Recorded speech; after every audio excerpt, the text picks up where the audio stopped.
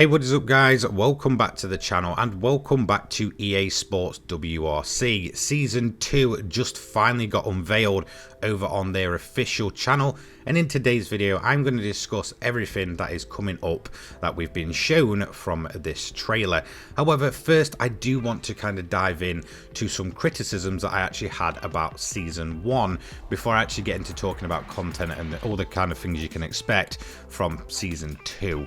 So let's get straight into it with my opinions on Season 1 and how it's worked so far in the background of EA Sports WRC.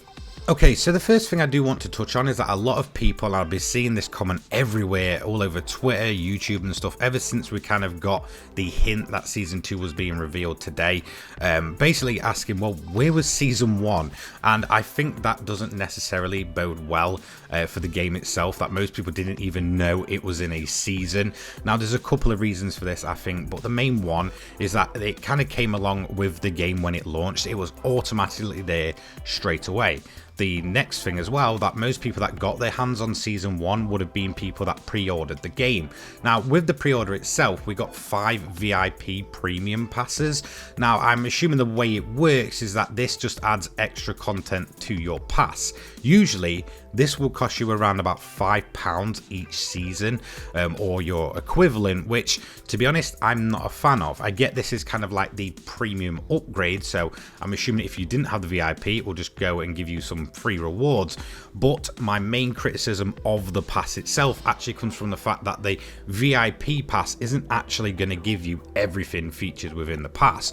You'd also need EA Play as well. So just to be able to, I guess, get the most out of these season passes that I've noticed in Season 1 at least, you will actually need to have not only the VIP upgrade, which costs £5 itself, you will also then need your subscription to EA Play to actually get everything that is on offer. And it's the same with moments as well. Whilst that kind of makes more sense, I really don't like the idea that a lot of the cosmetic items are actually not only hidden behind a normal VIP paywall, but then also another paywall for a subscription based service. So for me, that is just a weird thing that's kind of been going on in the background. Not only has Season 1 itself been very kind of hidden away and just automatically ticking over since day one, that most people didn't even realize that was actually Season 1, it's also hidden behind pretty much 2 paywalls if you want the maximum out of it.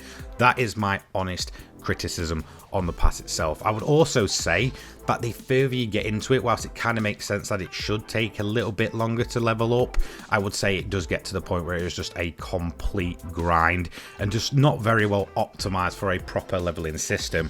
It does feel like those 20 levels, once you start getting to around about, I'd say over 10, start taking far too long, and that the rewards just really aren't necessarily worth it to get all the way to 20. Now, that is just my honest Season 1 experience, but let's talk about the main meat of what we're here today to talk about, which is Season 2 being finally unveiled.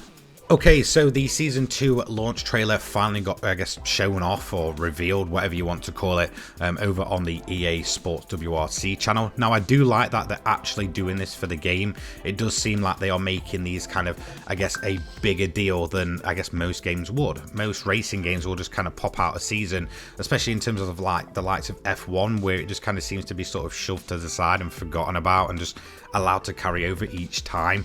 I just feel like they're doing a lot more with the WRC season trailers, and this one was fantastic. As you may have noticed in the background, a brand new rally is coming to the game already this early into the game's life cycle. That is the Central European Rally. Now, this is made up of around about 12 stages and around 32 kilometers of I guess off-road or asphalt track, whatever you want to call it. Basically, it's going to be a full-blown new rally, obviously based in the Czech Republic. I am genuinely really excited for this. I did not expect this to drop so early in the game's life cycle. I thought we might have to wait a decent while, and the other Codemasters racing game that I've been, you know, playing over the years, ever since EA Sports kind of took over, was obviously the Formula 1 games, and it felt like forever for those tracks to come out. You know, things like San Marino in F1 21, and then obviously the, you know, the new Saudi track coming to the game. It felt like they took a lot longer than they realistically realistically should have. However, with EA Sports WRC, it does seem like these are, you know, straight out of the gate. I'm assuming they would have been working on this in the background. This isn't just something that they've been, I guess, putting together since the game released. I feel like it would have took a lot longer for them to do that. But again, really exciting news that straight away, pretty early in this game's life cycle, we're already getting a new rally in the form of the Central European Rally. That is kind of the main theme of this Season 2 trailer, and it's fantastic to see. So quite unexpected. I really didn't expect it this early. Then we also get onto the cosmetic items. Now, I'm not a huge fan of these, and I don't think most people are. I think when it comes to the official EA Sports games, or WRC games, whatever you want to call them, and it's kind of always been a running theme. Obviously, before we had these custom liveries, I kind of play these games because I want to use the official cars. I can't necessarily say that even getting to level 20 in my, you know, Season 1 and stuff, that I've really paid much attention to any of the customizable items. I've kind of, you know, in terms of the race suit, stuck on my sort of pre-order race suit, and that's kind of been left. I've not put any of the unlocked items on there. Same with the kind of custom livery creators. Even when I go into the builder, I can't necessarily say that they're too pushed in my face, so I don't even know if I've got any of the Season 1s on any of my custom builder cars, but definitely in terms of the official models, I just want to use the official liveries. But I can kind of see the appeal. There is probably people out there that absolutely love to see these, you know, customizable items. They are fairly cool that the, you know, they're not just, I guess, confined to the builder cars themselves, but for me, that's probably the only place I'd actually use them. In terms of the official cars, at least, I probably wouldn't necessarily touch them, and like I said, they're not even really that noticeable. So in terms of the rewards for the passes themselves, I'd say going off of what I've seen in Season 1, they're relatively weak. Most of them are really not too good looking, but to be honest, from seeing what we're, you know, going to be getting in Season 2 from the trailer, they definitely look a step up just in terms of their overall design and, I guess, appeal to a wider audience. I'd definitely say a lot of the Season 1 stuff was very reserved, where a lot more of the kind of Season 2 stuff definitely seems more suited to rally cars than what I saw from at least some of the Season 2 rewards when kind of flicking through the pass. So the typical visual rewards are going to be there. Again, they're not game changing or anything like that, so it's not going to go down a pay to win or anything like that. If you want to ignore them, you can. There's also going to be the announcement of new moments. Again, I did read something somewhere that in terms of Season 1 with their kind of daily moments, this seems to like it be where it kind of gets turned down a bit for the other seasons.